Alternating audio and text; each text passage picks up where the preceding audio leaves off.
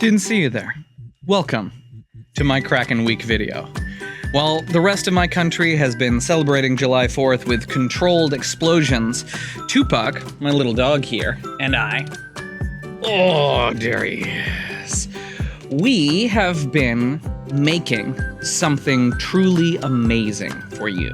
I have been designing 3 magic items of the oceans, each with their own amazing backstory, which could be and inspire a campaign in and of itself. But they're not just magic items, they also do this special thing where they level up with you. So stick around, and we'll do a little storytelling and a little power gaming. Welcome to Kraken Week. So welcome to Kraken Week. I have made 3 magic items inspired by sea tales. There's one piratey one, there's one arcane Atlantis-y one, and there's one ecologically friendly one. Because I never really know what to do with my druids and my rangers. The natural element of games kind of often slides off into the wayside, and I wanted to fix that with one of my items. So the way that this is going to work is that I'm going to tell a story about the item. I'm going to talk to you about the special abilities that the item gains and how it levels up with you. And then I'm going to talk about how I would use it in a campaign. You're welcome to skip around, but I haven't marked all of the different timelines down below, so feel free to go and see what the abilities of these weapons are. But also, I have made a big old document with all of this stuff in it that is on patreon.com/milesawaygames. It is free right now. At time of release, I might charge for it later, especially after I get some art done for it. But if you want to go peruse that, go head over there. Check it out. The link should be down below, at least to the Patreon. And if you like it, or you like me making free content, give me a follow. And if you really like what I make, pledge $1 or more. Hey, I won't complain. I promise. All right, let's get into it. Let's start with a spooky, spooky pirate story. Captain Roderick Bonnie Blackwater was a notorious pirate who was feared and respected across the 7 seas. Known for his ruthlessness and cunning, he amassed a formidable crew and an impressive fleet, but like all pirates, Blackwater was never satisfied. And in particular, he delighted in hunting down the ancient treasure caches that were hidden all throughout the seas. His most coveted prize, however, was the Abyssal Vault, rumored to contain untold riches and powerful artifacts and guarded by the ancient Kraken. Now, Roderick spent years hunting for the vault, in spite of the repeated warnings and the many tales of doom regarding those who searched for the ancient secret. Now, finally, after years and years of hunting, Roderick learned of the location from the vault from one of the Dead Sea Scrolls. His initial attempts to breach the vault were all bested by the Kraken, who sent ship after ship into Davy Jones's locker, escaping every time by the skin of his teeth. Roderick sought the aid of the elusive sea witch, Morgana, who dwelled in the treacherous Sea of Shadows. Morgana, who was indeed a powerful sorceress, agreed to help Roderick in exchange for a portion of the treasure. She performed a dark ritual where she bound Roderick's soul with a harpoon that she crafted from the petrified tooth of a kraken, long dead, and she imbued this weapon and him with the ferocious essence of that ancient, terrible beast. She said that this would enable him to control the Kraken Guardian of the Vault if he managed to pierce its flesh with the razor-sharp point of the harpoon's toothy tip. Now, as Roderick and his crew approached the Abyssal Vault, the Kraken emerged from the depths, and a fierce battle ensued. But just as the pirate's harpoon pierced the flesh of the Kraken, Morgana's true intentions were made clear. She had orchestrated the entire event to capture the Kraken's power for herself.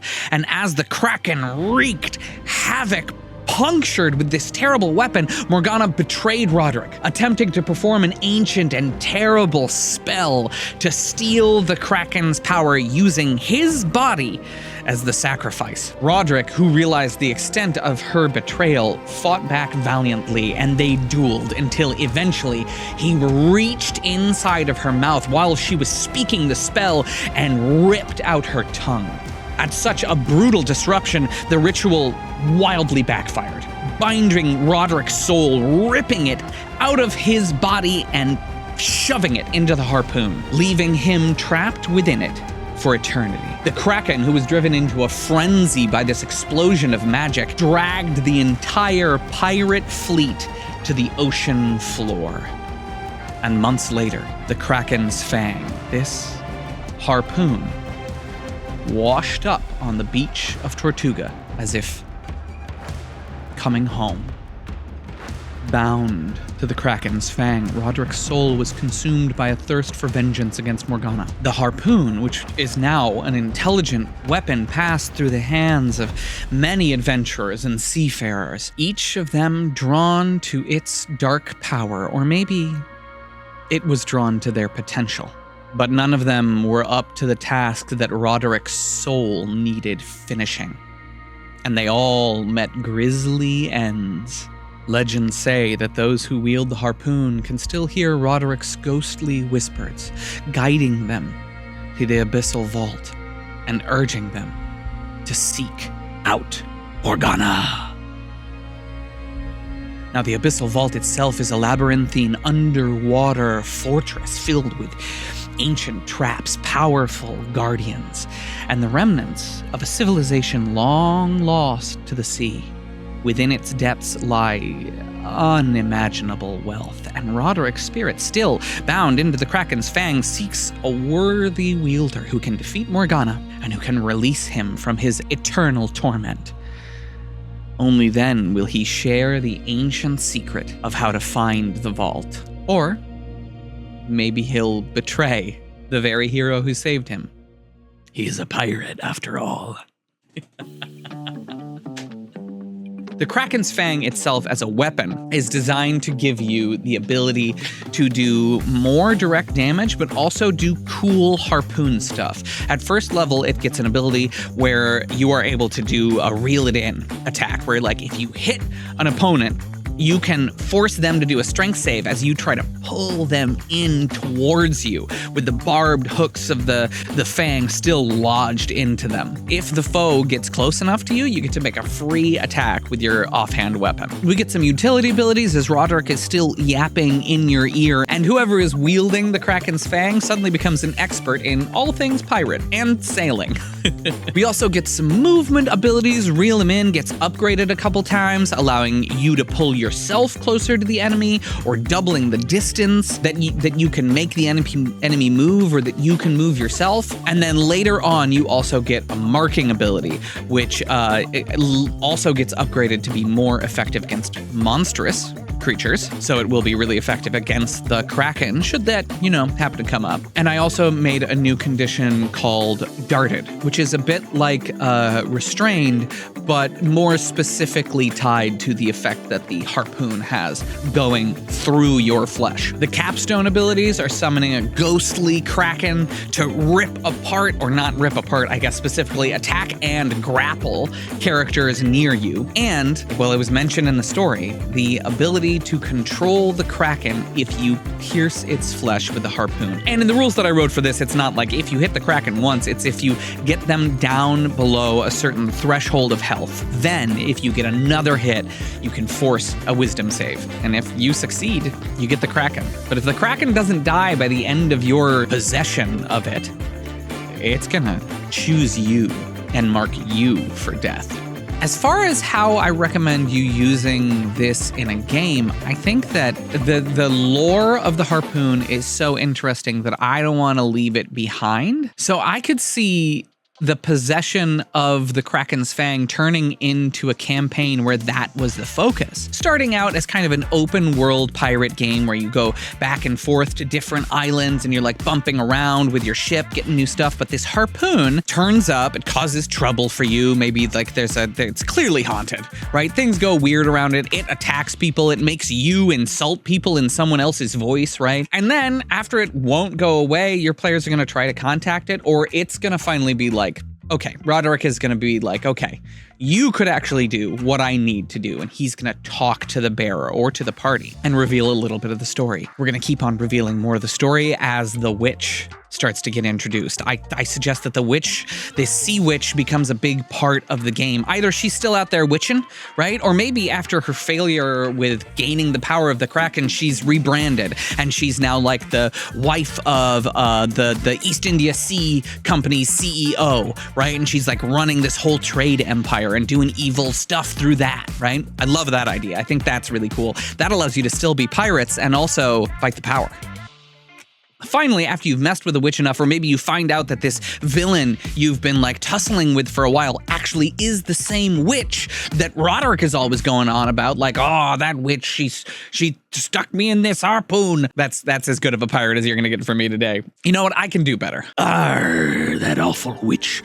She stuffed me in this harpoon, and now I can't get out, and vengeance is my only object.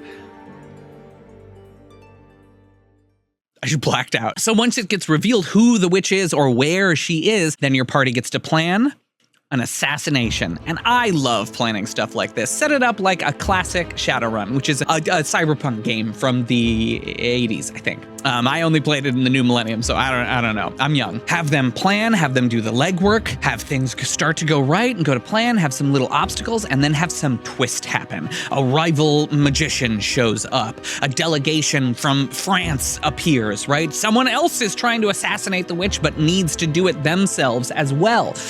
Whatever the case may be, Roderick needs to strike that final blow. Maybe when he strikes the final blow, he's gonna get released. Maybe that's the catalyst for him taking over the body of your player. Maybe he's gonna betray everyone. Who knows?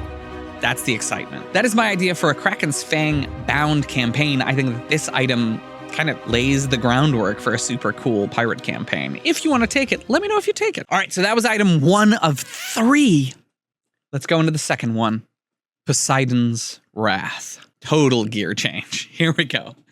Prince Thalos was the youngest son of the Atlantean king. He was renowned for his bravery and his wisdom, but unlike his other siblings, Thalos preferred the company of scholars and sea creatures. He would often explore the depths of the sea and uncover mysteries of the ocean that none had found before. His affinity for the sea earned him the favor of Poseidon, the god of the sea, who saw in Thalos a potential champion. Soon after Thalos reached adulthood, his home of Atlantis, which was a utopian kingdom of advanced magic and technology, it faced a dire threat from an alliance of land-bound kingdoms that were jealous of its wealth and power. Now, these kingdoms, led by the power-hungry warlord named King Dagon, conspired to invade and plunder Atlantis. They forged powerful weapons and amassed a massive fleet intending on conquering the island city. Now, Thalos, wise, worldly, and traveled, foresaw the impending conflict, and knowing that Dragon's fleet would overwhelm his peace-loving people, he embarked on a dangerous quest. He traveled to distant Mount Olympus, where he begged his patron, the god of the sea, for help. But Poseidon, valuing strength and capability in sailors above all, turned him down. Infuriated, Thalos did the unthinkable. He stole a secret from a god. While Poseidon slept, Thalos snuck into his godly chambers and stole the location of a hidden forge, blessed with all the rage and tumult of the sea god. Thalos journeyed to the forge. He braved its trials, and he emerged with Poseidon's wrath, a trident imbued with the power to control the seas and storms. With the trident in hand, Thalos vowed to protect Atlantis from the invaders. Thalos returned to Atlantis, and just as King Dragon's fleet approached, he used Poseidon's wrath to summon a colossal storm, decimating the enemy ships. The seas roared, lightning struck, and the storm easily swept away the invading ships. But the storm did not stop there.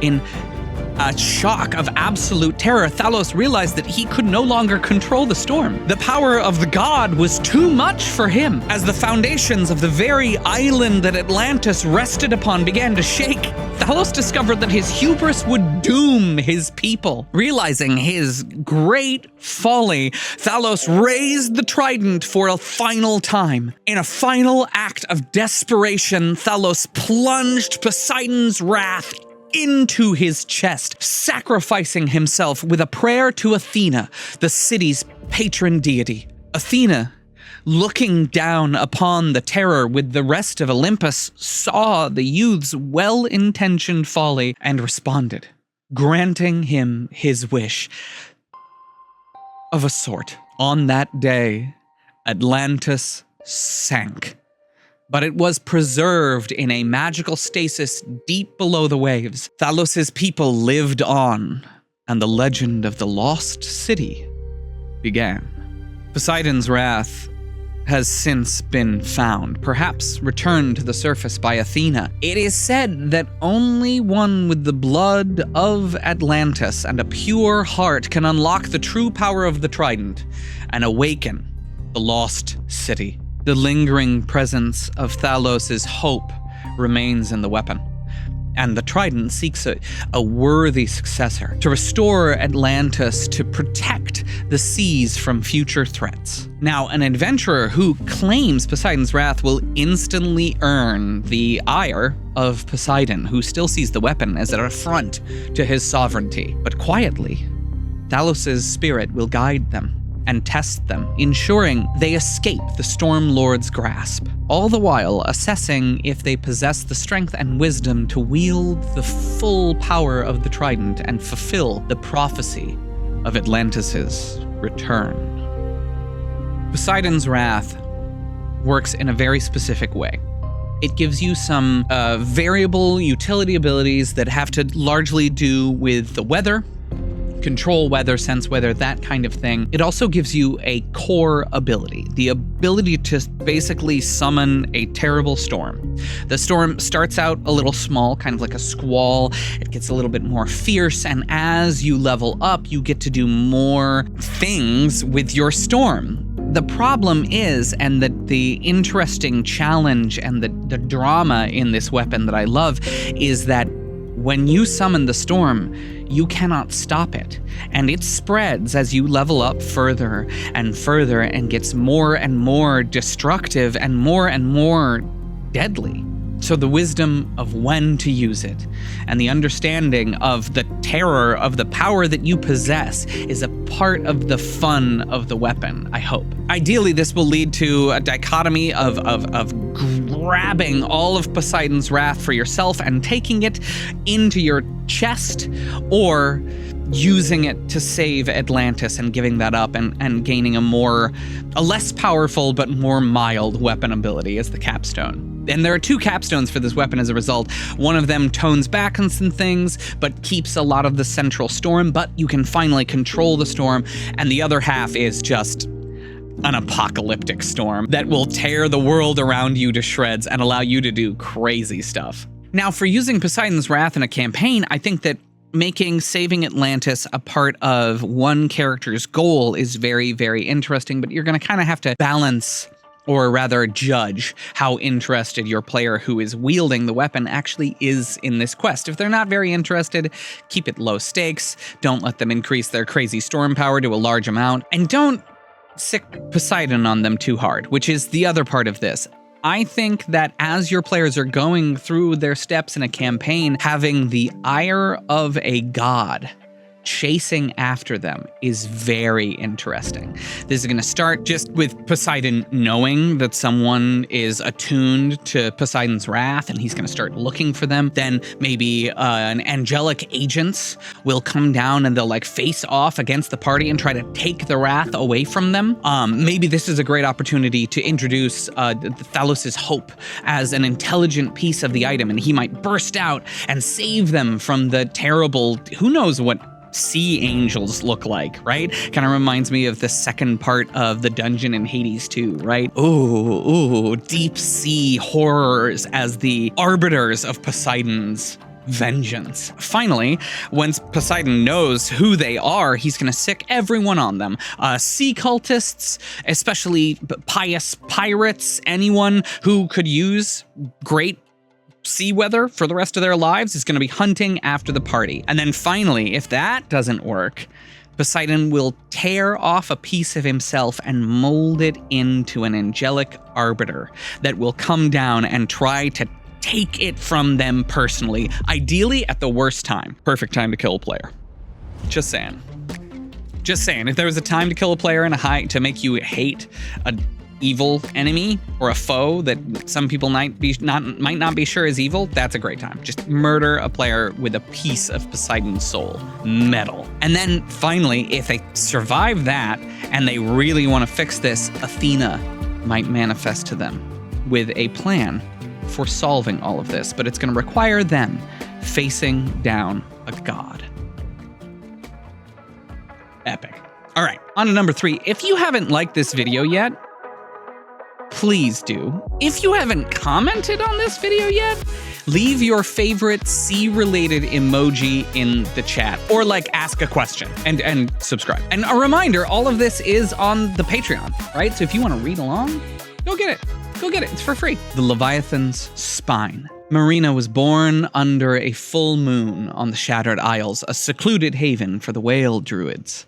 Her birth was immaculate and marked with strange omens and the appearance of a great Leviathan in nearby waters. As she grew, Marina exhibited extraordinary abilities, the ability to communicate with sea creatures and wield powerful druidic magics. And the elders of the whale druids recognized her from a young age as the Leviathan's heir. And they declared that she had the sea in her blood. But behind her back, they spoke of the salt spray prophecy that a youth who could speak to the sea would someday give their life to save it. Marina was healthy, strong, fast, and talented, but she was always hungry for more. Deep below the Shattered Isles, the Abyssal Ones, a twisted remnant of sea life corrupted by the otherworldly magic of the Abyss, had been a threat for as long as anyone remembered. But when a powerful and colossal warlord called Lord Zareth emerged from the Midnight Trench and united the Abyssal clans, the balance of power in the oceans shifted. Zareth's army of Apothec raiders sought to enslave the seas and feed on the bounty of the oceans until there was no life that was not corrupted by their filth. In response to the rising threat, the whale druids decided that something must be done. They crafted a magical weapon, the Leviathan's spine. Made from the bones of a noble Leviathan that had sacrificed itself to protect the Isles centuries ago. The sword was imbued with the pure saltwater power of the ocean and the blessings of the sea gods, wave, wind, and current, granting it the power to counter the Abyssal One's pollutive magic. The druids entrusted the sword to Marina, believing she was the only one capable of wielding its power and confronting Zareth, but knowing they doomed her by doing so. Marina embarked on a perilous quest to unite the ocean's inhabitants against the Abyssal Ones. She formed alliances with merfolk, sea dragons, and even the ever-reluctant orca pirates of the frozen north. Her persistence, her bravery, and cool-headed devotion helped each of them realize the threat posed by Zareth. Along the way, Marina faced numerous trials, learning to harness the power of her lineage and the sword. But the further from home she swam, the greater that she felt a pull towards the deep. Her hunger began to grow. Finally, Marina led her coalition in a march against Zareth and his Apothec army of twisted sea monsters. They smashed through Zareth's forces and chased their foes deep into the Midnight Trench, hoping to wipe them out at their source. But there, Marina's host found an abyssal rift, a dark chasm with a barrier between the abyss and the mortal world was weakest. Having lured their prey into a trap, the monsters attacked en masse, reinforced by demons from that dark realm beyond. In the fray, Marina confronted Zareth in an epic duel, riding the great ice orca and wielding Leviathan's spine to counter Zareth's dark magic. They traded blows in the lightless deep.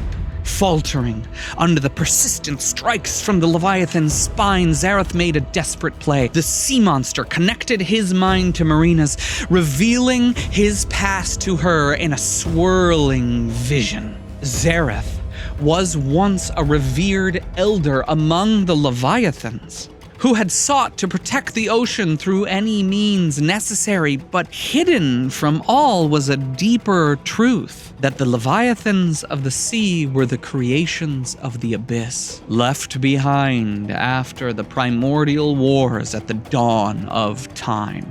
Zareth had just lived long enough for the ticking time bomb of corruption hidden in his heart to bloom. He showed that Marina's immaculate conception, her omen-strewn birth, was not the cause of nature, but of the terrible powers beyond. She was blessed and cursed with capabilities beyond her comprehension. She was also a creature of the abyss, and she would someday give in to her terrible hunger. Realizing that he was telling the truth, Marina faltered just long ago for the abyssal Leviathan to plunge a giant claw through her chest, impaling and dying. Marina's resolve was tested, as Zareth offered her everlasting life if she would just give in to the hunger and eat of his flesh, transforming herself into an abyssal monster as he was, as she was doomed to become anyways. The Leviathan's heir almost gave in, but in the last moment she reached for her blade and connected with the ancient bone of the Leviathan's spine, the spirit of that great and ancient beast who had chosen good over evil in some ancient battle. Protection over the ravenous hunger that it always felt plunged through the veil of death and tore Zareth to pieces. The sea was saved and the prophecy fulfilled. Marina's body was carried back to the Shattered Isles, where she was entombed with the Leviathan's spine to wait until it was needed again. The coastal folk say that it's darker underwater these days. Pearl divers have started disappearing, and fisher folk have dark stories to tell of the things that they've seen on the water and darker things that they pull up from the deeps. Some say that the ancient tomb on the hill has been lighting up at night. The abyss is hungry, and the sea needs another hero. Will it be you? So the Leviathan spine does this interesting thing where I made it into a bloodborne weapon. It's a sword that also can turn into a whip. I think that's really cool. I think that's awesome. It gets some cool abilities where it can like crunch bones and do weird things at higher levels. And it also, because I wanted to put in the corruption countering magic, it can do powerful healing. So it buffs up a druid or ranger's ability to also be a utility healing class. And I think that is kind of exciting. It also has a bunch of super utility, just like being underwater and being cool stuff. The capstone is a huge tidal wave that just slams over foes, as well as a bonus on saving throws that is absolutely game-changing as long as they have bathed in salt water in the last 24 hours. Some cool flavor. I think that using the Leviathan spine as a mechanism for a big bad to get to a player is super powerful. Like I said, I never know what to do with my druids and my rangers and my like more naturally inclined players, right? The ones who want to have a deep connection to nature. You can wrap that with the story of corruption that Marina kind of faced, right? I think that you can hook this into nearly any campaign. If the big bad senses the corruption bubbling up inside of the Leviathan's spine, which is like left over from this big fight with this abyssal baddie, it's distinctly possible that they might be able to use that corruption to reach out and start to pull on the heartstrings of this player, right? Giving them offers, trying to help them understand why they're doing this. Good villains always have an understandable point of view where you kind of wish you could be on their side, right? So this is a great opportunity to help your villain not only get a voice, which sometimes can be really hard, but also to introduce them early enough that your player develops a relationship with them and they don't just become this faceless, obscure entity out there in the future. They become a character. And I think that's really, really powerful. And I also think that while your player and the big bad are interacting, maybe like Pippin peering into the Palantir, you might see something that you're not supposed to see. And that can be an amazing mechanism to giving your players information that would be super cool if they had, but they would never get. Peering into the very mind of your great foe. So cool. That's Kraken Week. There it is. There are 3 weapons. As I said, all of them are on the Patreon. The link is down in the doobly-doo. Hey, editing Miles here. I just realized I completely forgot to contextualize Kraken Week earlier. Kraken Week is a event organized by Ginny D and Pointy Hat that is basically a bunch of YouTube creators and other creators make a bunch of sea and underwater themed D&D and tabletop RPG content. And it's been really, really cool to see what people have been putting out. So I encourage you to go check out. There's a playlist, I think, on Ginny D's channel is like managing it. I'll link it down below. You should go check it out. It's incredible. I probably won't be on that playlist. I'm just trying to tug on the coattails. Thank you so much for watching. I really appreciate you for coming by. Don't forget to subscribe, and until next time, stay miles away from boredom. Happy Kraken Week.